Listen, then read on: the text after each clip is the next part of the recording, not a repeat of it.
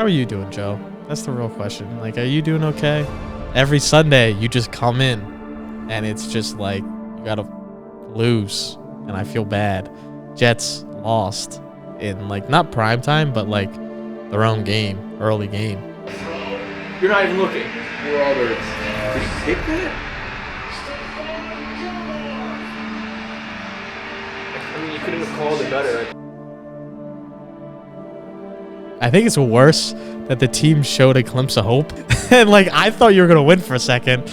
And maybe you do. Again, it's Monday morning, so who knows? Maybe you do win. It's Monday. I still have one player left. I have Kareem Hunt to play tonight in like 3 hours or 4 hours. So I'm down 18.5 points. I have Kareem Hunt to play tonight. It's just not going to happen, you know? There's just no... I would like to be optimistic. It's giving me a 12% chance to win. I would love to say it's going to happen, but I already know, like, Kareem Hunt's, he's going to probably rush like 10 times for like fucking 30 yards, get me 3 points, and I'm going to have 109 points or whatever and lose again. No, you're probably not going to even start editing this until after the game, so maybe you're doing great because Kareem Hunt dropped 18 points. Oh my god, oh no, he's actually in the game. Kareem Hunt's in the fucking game. Just run a fucking draw play. Run a draw play for 4 fucking yards. Give me a draw play for 4 yards. Oh my god. Oh my god. Oh my god. Oh my god. I'm pretty sure that's 5 yards. I'm pretty sure he's got 5 fucking yards. I swear to fucking god. Please be 5 yards. I mean, if it's 4 yards, be 5. It's 5 yards. Just don't be 3 yards. I'm gonna fucking marry Kareem Hunt just for my first win. Oh my god. I want you to put the word out there that we back up.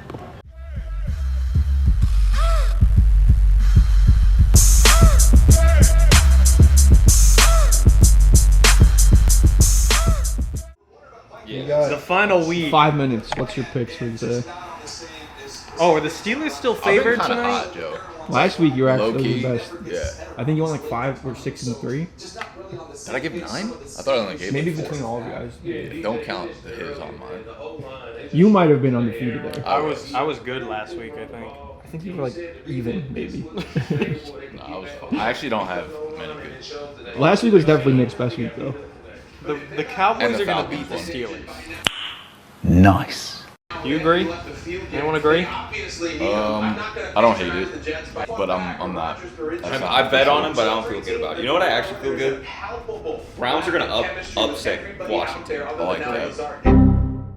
Like, Washington is rolling right now. Nobody wants to touch the Browns. I've been saying I'm gonna take. I'm gonna take.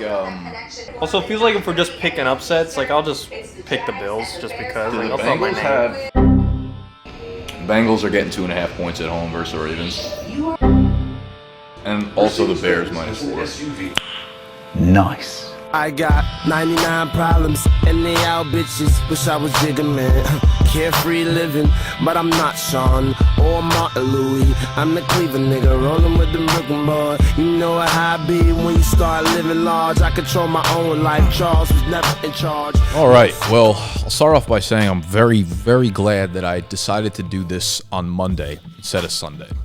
You know, after a fresh night of sleep, I feel a lot better. Yesterday, if I did my confession, 1, you have my undivided attention now. I'm not going to be looking at the TV over there. 2, yesterday I just was kind of in a mood where I wanted to throw myself out of a window. Mrs. Lockhart? Chris, come down here. I need to talk to you. Right? Because I had 4 guys going in the London game, and they were like the 4 biggest fucking cones that played in the game yesterday. It was Rodgers, it was Najee Harris, Breece Hall, it was Jordan Addison, and Sam Darnold. So I think those guys combined for about fucking 11 points for me. That just ruined the rest of the fucking day. You know, like that's where the day started, and it didn't get any better from there. Congrats on your dub. Did he catch that? Rodgers wanted a flag. So we won't talk about fantasy for the most part. This was just a woaded management week. I had the chance to offload Breece Hall and Jared Goff for A-Rich and Josh Jacobs, and every single person on Twitter said the Breece Hall and Jared Goff side would have fleeced the trade, and I knew in my heart that was so fucking incorrect. I didn't pull the trigger because I was too scared about Anthony Richardson's injury, which ended up being the correct read because he didn't play, but I had Joe Flacco, who I wanted to start over Aaron Rodgers, and we didn't know that Joe Flacco was playing until like Saturday night, Sunday, and then Sunday came, and I was walking to the office, and there's like a couple spots by the office. You don't get good Wi-Fi. And I was like, oh, fuck, I kind of want to throw Flacco in over Rodgers because I don't want to have 4 guys going during the London games. Obviously, it's an early game. I have my music going. I was in a good mood. And then I checked the clock, and it's like 9:32. I'm right around the corner. I'm like, fuck, the game just is about to kick off. So they lock the lineups, obviously, at 9:30. No one to blame but myself, obviously. Should have pulled the trade through. Should have started Flacco over Aaron Rodgers. Should have spent more on Tucker Kraft. Could have won him in the fab bid. Sexy, that was a sharp-ass pickup. That's why he's dominating the league right now. 3 terrible management moves by myself, all of which would have probably locked up the win for me against Tony. So, let's go. Alex Pierce. Oh, Tony, I think I'd beat you if I played Flacco. I think he might too. I think he might beat me even without Flacco. God, I know everyone says this. They're like, I was going to put him in. I really was. I pulled up to the office at like 9:34, so I was walking here on the way. I couldn't get the swap in. That's so sad. You thought you should start. I tried to start Flacco. I'll never start a player in London again. I don't care if they're actually, I was going to say my number 1 overall pick, but that would be Breece Hall. No, he's really, so that wasn't even a good point, yeah. Because I would love to sit his fucking dumb ass right now. I mean, all of them combined, I would have dominated. But even making one of the right decisions this week would have put me in a better place, both physically and fantasy and mentally, because now I'm spiraling. Now I'm like in one of those places where I feel like I'm the Bengals or the Jaguars, where internally you have all this like fake hope. Like you're not giving up on the season, right? Because you're like, wait, there's just a few things that went unlucky our way early on, all these injuries to my team, and now I have all of my players are on bye in week 5 and week 6. Like, why is that happening so early in the season? But once week 6 hits, things are going to be good, and then you'll get there and you'll be like, no, I mean week 7. Once week 7 hits, things are going to be good. Getting dangerously close with that part of the season for me. So yeah, whatever, dude. Fuck fantasy and fuck football. But like I said, a good night's sleep cures most things. If you feel shitty, if you feel depressed, if you feel down, if you feel whatever, take a nap. Go sleep it off. That will typically cure like 99% of problems on planet Earth. Other things going on in the comp. Idiot League Mates is still cruising as always. Joe's fucking sweating his matchups because he's 0-4 on the brink of 0-5. I'm in a 57-43% chance of winning right now. But yeah, Idiot League Mates is cruising. I still think we're about like a month out from actually knowing like who's a serious contender to pretender. Like after this week being 2-3, 3-2, 4-1, like that's there. It's still all so tight. I don't think it's enough of a difference right now to have a great understanding of who's what where. I think we're still a month out from that. This week was good. Matchups went well in fantasy so far. My home league, I'm actually like ass because I forgot to set my lineup because I've just been so locked in on this. And even in my I'm gonna be honest, this league going on, I have not cared about any of my dynasties. I have not cared about any. Most of my dynasties though, like to take it apart, I'm tanking in, I think, because I really like this class and I didn't have the pieces, so I decided to tank in. I think I'm in 5 dynasties. I think I'm taking in 3 of them. One of them I'm like strong playoff push type team that I think can like maybe win a few games. If I get lucky, maybe win a championship. But in my other league, I have like 2 leagues, so like that's like one of them. And then the second one is like I should win the championship. My team is fucking old as shit and like is juiced as hell. And I got like, this is like a make or breaks. Like those are like the 2 leagues that are like that I'm kind of paying attention to. The other ones I'm just like, fuck it, whatever. But my other redraft league, like I haven't even looked at. I'm like 1-4 in that league. I gotta dial it in just because I've been so locked into what's going on in this one. Did good there. Put up a lot of points this week playing Andrew, but that continues next week. Joe Burrow and Jamar Chase looking like an elite stack, which I'm really hype about. I'm gonna be honest, like to me, it's like not that deep. Like I'm still 3-2, whatever.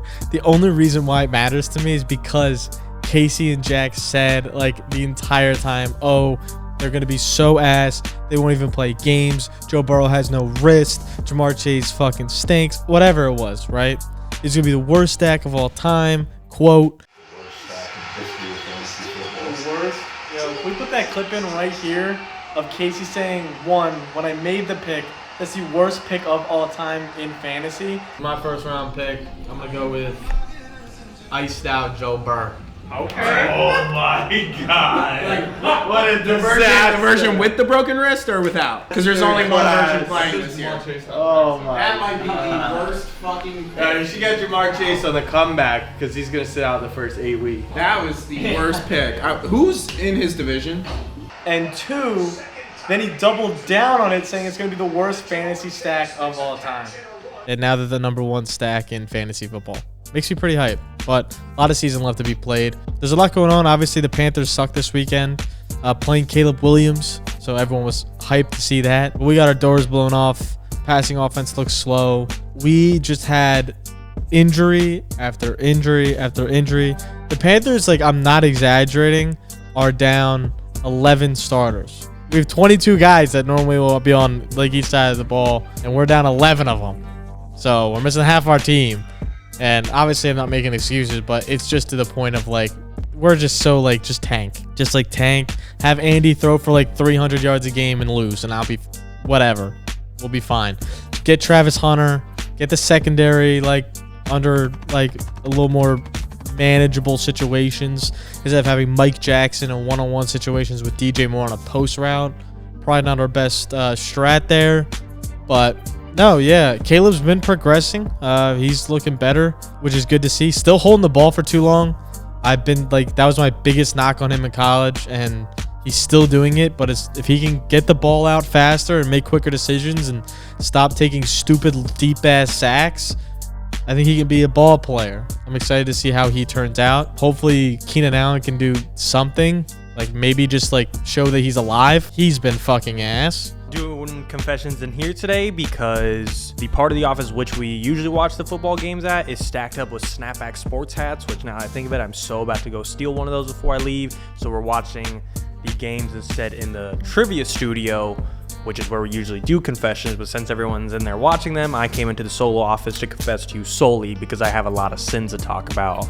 In reality, I have nothing to talk about, and that's why I'm just telling you why I'm here, to give something to talk about. By the time you guys are watching this, we will be 1 week away exactly. This comes out on a Thursday. Next Thursday, the Thursday after you are watching this, the BDGE boys and Snapback are going to be in, this is about to be so embarrassing, either Houston or Austin, Texas. I think Austin, Texas, for the Texas-Georgia game. It's supposed to be like possibly the best game of college football this year. It's going to be hard to top Georgia-Bama, but the hype is there. These are going to be 2 top 5 ranked teams, and we will be there at the game on Saturday. However, on Thursday, we will also be having a trivia tournament, not to the scale of which we did a few months ago in summer when we were competing and we were going against other companies. This is going to be a trivia tournament for 8 of the fraternities at the University of Texas, or the winning team between the 8 frats will have a $10,000 first place prize. I don't know if they'll get the $10,000 cash or like a $10,000 bar tab, $10,000 party tab, something along the lines, but $10,000 worth of value. So it's gonna be pretty fucking cool. It's going to be hosted by Nick, Jack, and Colt McCoy. It's gonna be pretty cool. We're doing it at a bar called Victory Lap. And the reason I'm telling you guys this, not just because it's to like throw out, oh, it's cool, $10,000, oh, it's cool, we're going to this game. I'm not trying to do that. The point I'm telling you is we're going to be there. There's going to be tickets available for you guys to come to. So if you are in Texas, or you're going to be at the Texas-Georgia game that weekend, or you just want to travel and be within the vicinity and hang out with us, hang out with Snapback, hang out with Colt McCoy, we will be hosting the event at Victory Lap. I believe it's only like $10 to get in, and you can buy a ticket right now on BDGE.shop. $10 to get in, and you could come bull with the boys. Again, Nick, Jack, Colt McCoy will be hosting the event for the 8 fraternities in their trivia. Me, Gut, Tony, Casey, we're just going to be literally hanging out, seeing who drink the most alcohol, as in I won't be participating in that, but they will. But yeah, we'll be just kind of hanging out, mingling with people, and seeing who wins the tournament. So if you're going to be in Texas or at the Texas-Georgia game, or you just want to fly in, make the travel, come meet us at Victory Lap. It's a bar right off campus, I believe. So that'd be pretty cool. I've never been to a college football game outside of the Florida Gators, and this is hyped up to be the GOAT football game. So yeah, I'm pretty fucking excited. What else has been going on? So I talked a little bit about this in last week's vlog, but I try to find another creative outlet for myself during football season. And for me, that's helping YouTubers or creators really like tap into being a better creator. And if you're passionate about something, how do you take that from a passion to making videos to making money and becoming full-time? I mentioned that I put out a video last week on the Big Content channel. So me and Jack have a YouTube channel together called Big Content, where we only talk about content and marketing and branding and the creator economy, etc. But we haven't put videos out for a while together. So I've been more in the flow of putting videos out by myself. So if any of you guys are out there on the fence thinking about making content or are already content creators, go check out that channel, please. I don't typically like doing like plugs during this because I don't feel like it's super valuable, but I haven't done it yet for this channel. So if any of you guys are in the creator space, I just put up a video last week that was 10 lessons that I've learned throughout 10 years of making YouTube videos. And then I have a new video going live either the day you watch this or tomorrow on Friday. Still deciding on the title, but I think it's going to be 7 mistakes that 99% of YouTubers make when signing brand deals. So a lot of uncertainty around brand deals, especially for newer creators, where I tried to touch on some of the mistakes I've made after signing, you know, upwards of 7 figures in brand deals throughout my time running BDGE. So I have a lot of experience, a lot of mess ups along the way. So I want to teach other people how to be better with that. And this is something that I'm like really, really passionate about. As everyone in here loves football, they love sports, as do I. It's taken a back seat a little bit in terms of passion for me because I love building this. Like this becomes, even if sports is not my main priority, like this is an expression of how I get to build. If like building BDGE is my passion, sports allows me to do that. You know what I mean? Like building the business is the most fun part of all of this for me. You know, fantasy's fun and seeing your guy pop off and doing, you know, arguing with each other about this stack versus that stack versus whatever. It's fun, but it's like kind of pointless at the end of the day. However, it still allows me to do the fun parts of business because we have such a good leverage within the space of, you know, football and sports and etc. and stuff like that. So as I'm thinking about the other parts of the business, like I think about all the guys that are in here individually and what they're working on. Gut's been absolutely fucking grinding his ass off building the betting aspect of our brand right now. The TikTok's doing really, really well. I think he's closing in on 9,000 or 10,000 followers on there. Their videos are absolutely smashing. Despite the picks themselves not smashing, that's fine. You know, we're here to make good, high quality, hopefully engaging content for you guys. So the challenge is for 30 days, you start with $100 and you make a minus 500 bet every single day. Or for us, the way we're doing it is every set of games. So Sundays, Mondays, Thursdays, traditionally, but days like today where there's an early game, a middle game, we're going to make it multiple throughout the day. But when you get it to 30 bets, you'll have $23,000 by the end of it if you make a minus 500 and you hit 30 in a row. What's the play? We're not 100% sure yet, but we're leaning Tyreek Hill. We just cashed out on this game. I had Aaron Jones 25 rushing yards, Garrett Wilson 25 receiving yards, that cash. On to bet number 3 now. We'll be at $150 if I'm not mistaken, something like that. So yeah, that will be probably Tyreek Hill receiving yards 25. Lock it in. I don't have my money. I don't have my money either. It's minus 420, so it's like buys us a fifth of a day almost. But he missed it last week, so this is not a lock of locks. Can you imagine? We're about to sweat Tyreek Hill 25 receivers. I think I might just do that. But like if he even tweaks a fucking hand, ankle. Javonte Williams, 25 rush yards. I'm out. Raiders plus 21.5. I am out. Javonte, 25 rush yards? He's probably missed that already once this year. Wow, he's missed this 3 out of 4 games. Jesus Christ, Tony! He's plus only money. hit it once. Good God! Are the Cardinals gonna get their brains fucking blown? I don't think so. Cardinals plus 21.5 feels good. That's not. It's minus 800. Sorry, Cardinals plus 14. How confident are we in Jordan? He has to get 40, right? Yeah. He'd have to be over. Nah, he'd have to be like so bad to not get 40. Like so bad. Like he'd have to get hurt. Jordan Mason, 40 rushing yards. The lowest he's had through 4 games this season, 77. It's his worst game. And then Cardinals plus 21.5. Should we eat more points? Minus 525. We can get the extra field goal with the Cardinals.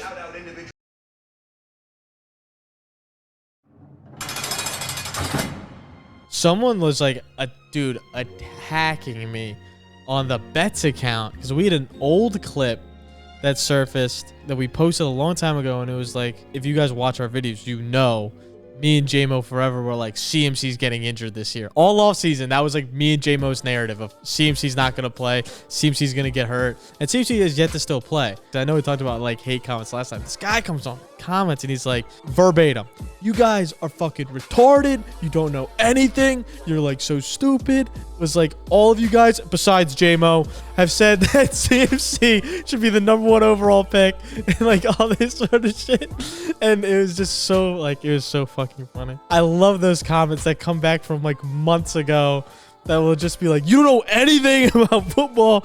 I'm like, clearly you drafted him #1 overall. I have 0 shares of CMC. I'm fine, but you're clearly not. And it's fucking hilarious. I know Nick was talking about it on Big Content of just like dealing with hate and stuff. Like at this point in time, you just gotta like laugh it off. It's just like gotta be comedic, especially with NFL shit. Because like there's so many variables, so many experts that like no one really knows much outside of like what you see on film, how you like take things in, and some of the things you say are going to be true, some of the things you're going to say are going to be wrong. I was very wrong on Jaden Daniels this season. I thought he wouldn't be good. Cliff King, and I don't, over what I've seen from Arizona, I didn't like Cliff Kingsbury offense. I was wrong. Jaden Daniels and Cliff Kingsbury are cooking right now, and it's cool to see. They have one of the most exciting explosive offenses in the NFL, which to me was a big surprise. I didn't love Jaden Daniels' film. He still doesn't throw the ball over the middle as much as I would like, but it doesn't matter when you're cooking everyone in the run game and in the quick game. You don't need to. You don't need the deep intermediate routes. So for him, don't fucking matter. The YouTube channel, I want to say, is closing in on 4,000 or 5,000 subs, and it's something that Gut should be proud of, man, because he came in here not being a creator, right? Like he's really only been here for a year and less than a year and a half now. July 1st, I want to say last year, the first week of July, they all started together, and he came in here extremely raw as a creator, and he's finding his foothold. You know, he's becoming more and more of himself on camera, which is really, really good, because when you find success when you're younger as a creator, a lot of the times what happens is you latch on to the thing that made you successful. You latch on to whether it's like the tactic or the gimmick or whatever, you get a little bit complacent there and you lose the ability to innovate. But with Gut being the head of betting as it relates to YouTube and TikTok and Twitter and Instagram, like they all take a different aspect of understanding audience and brand building and marketing and stuff like that. So he's becoming very well-rounded very quickly, and it's fun to see, because to be honest with you, when we started, I didn't think this was like the role that he would grow and flourish into. Not the betting side of things, just like creator / business person, you know, which is what I want everybody in here to be at the end of the day. Like that is a younger version of me. I see a lot of myself in a lot of these guys, and that's hopefully the lessons that I can like give off to them, is the hybrid version of a creator / business person / you know, someone who's just building their content around what their lifestyle is. So you're seeing that portrayed in a lot of our content. With Jaymo, we're about to make a few relatively serious decisions, I think, about the trivia channel, just the business side of things.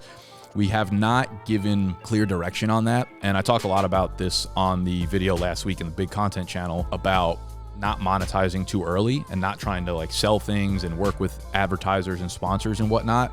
And I think we're at the point with this channel where we've went like 15, 16 months without really selling anything, right? We have one-off things, whether it's like the merch drop or tickets to the event or whatnot, but we're not really consistently advertising. We're not consistently pushing products or advertising brands and stuff with you guys. But I think we're at a really solid, stable point where the advertising, the views, the subscribers are all like steadily growing and just in a really good spot. So Jaymo, one thing I want him to be is a little bit more like entrepreneurial. It's weird because he is entrepreneurial, but I also need to give him like more goals or steps in terms of what we want to accomplish. And I don't know that I've been that good with that, or I don't know that I've done that well with him. And what I want to do for the trivia side of things is make a final decision on what we're trying to accomplish here by way of product. So we're going to have a meeting, me, him, and JL, I think tomorrow night, or again, it's Monday. We'll have the meeting Tuesday night. You'll probably watch this on Thursday. So this will have been a conversation we already had about what is our main product or service that we're going to offer the audience. I think at the end of the discussion, we'll probably end up finalizing a trivia membership. And this is me speaking way out in front of my skis. We might not even go this direction, but in my mind, this is probably the direction I'm going to throw out there and kind of see where the conversation goes. We want to have a timeline of like, in 6 months, we want to launch this membership and make a very hard, decisive decision where that is what we're working on. That's like the big launch. That's the product. That's the thing that we can get hyped about together. I'd imagine it's going to be, we build out 3 to 4 different games on the website. You become a member. You can play all of them. You can play them with your friends. You can go back and play historical trivias, any ones that we've had on the website before. So it's like all the things that a lot of people have been asking for, we could put it into one package together for everybody. I think that's like such low-hanging fruit because you guys love it. It's super engaging. We get these comments and questions all the time about playing historical ones or playing other games, etc. So that's something I really want to work on here, and that'd be a really cool product. I think that kind of flows naturally into our business right now. But it's funny because like with Jaymo, he's entrepreneurial. He knows his role both here and in his individual content. Like he knows what works. And it's kind of going back to what I was saying, younger creators find a foothold. And I teach this, not to them, just like in general with creators. When you find a leverage point, hit the fuck out of it until it doesn't work anymore. Find the place that gives you the most ROI, because more often than not, in most aspects of life, you find something that works for you really fucking well, and you just drill into that spot and get as much oil from it as you possibly can until it doesn't work, because that will get you so far ahead. It's exponential returns when you find a point of leverage, and Jaymo's doing that.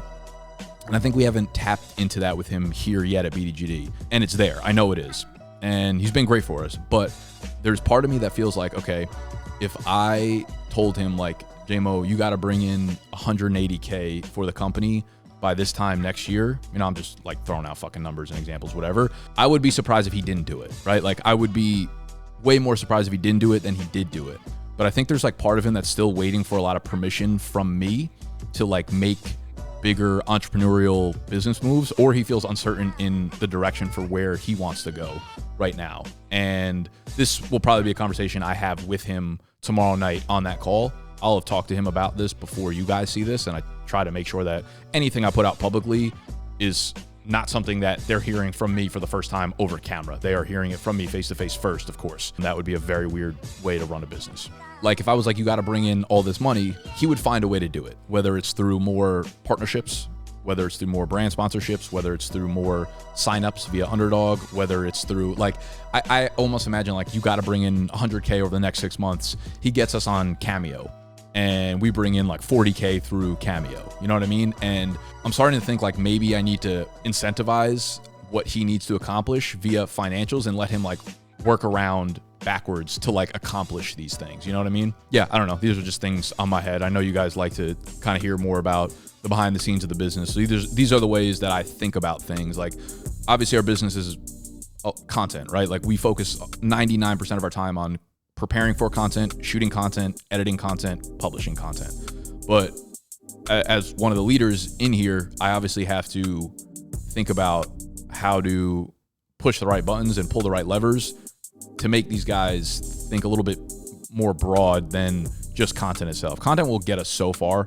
Obviously, it's gotten us everywhere. It allows us to open doors to experiment with other things, but there's obviously a lot more at play here. And I try to always be super conscious of that and treat each person as an individual to see like what drives them. Winter arc has been great. Getting up every day, 5:30, 6, that type time, going to the gym, getting the fucking work done in the darkness. If you're not on your winter arc right now, fellas, you gotta dial in, right? We're trying to get fucking swole If you're trying to cut, you gotta cut. Like, you just gotta do it. Gotta start making the right decisions. Gotta start eating right.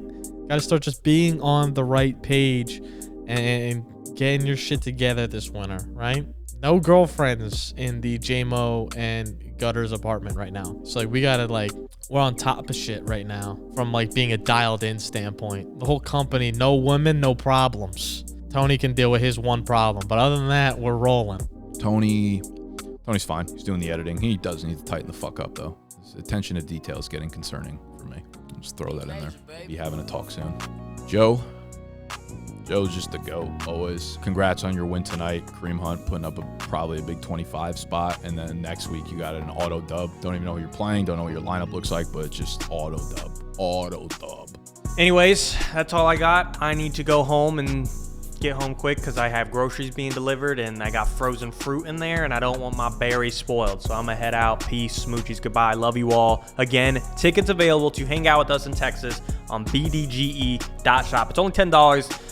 And yeah, come give your boy a smoochie. Hang.